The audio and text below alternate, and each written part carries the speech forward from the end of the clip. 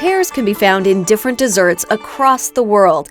Today, I'm right outside of Yakima at Night Orchards, where they are gearing up to start harvesting their 45 acres of pears. Kevin Knight is a fourth-generation farmer and said that they grow up to 500 tons of Bartlett pears alone. And so when you get going harvesting these, is it all hand-picked, or do you have... Everything's, all our fruit is hand-picked. Really? Now, why is that?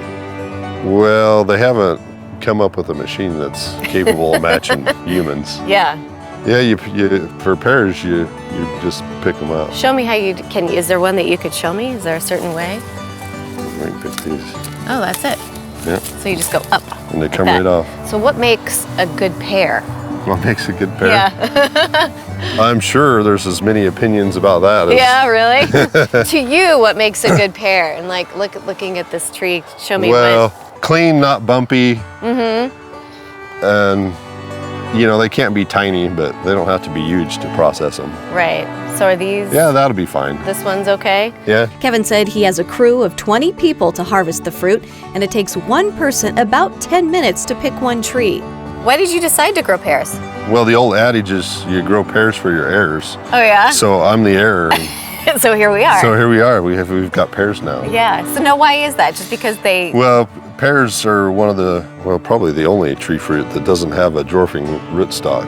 So it takes a long time to get a pear to grow and produce fruit. So how long have these trees been around? But there's some of them that I've been told that were planted in the late 1800s. Since it seems that Kevin was destined to be a pear farmer, I asked him what he enjoys about farming. I like it. I went to school and worked on my master's in engineering, but I'm not very good behind the desk. I like to be outside. Yeah. So that appeals to me. It's nice to watch stuff grow and the end product. Kevin said his pears are shipped to 50 different countries and can be found across the U.S. So if I'm in the grocery store, how do I know if a pear is ripe? You grab it by the neck. Okay.